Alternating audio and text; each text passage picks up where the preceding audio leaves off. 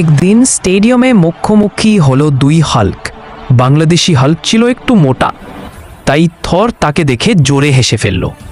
ওদিকে ইন্ডিয়ান হাল্কও মোটা, কিন্তু থর তাকে কিছু বলল না। এটা দেখতে বাংলাদেশি হাল্ক রেগে গেল। সে চিৎকার করে বলল, চল লড়ে দেখি কে আসল হাল্ক। ইন্ডিয়ান হাল্ক একটু ভয় পেল, কিন্তু চ্যালেঞ্জটা অ্যাকসেপ্ট করে নিল। তারপর তারা গেল একটা বড় স্টেডিয়ামে।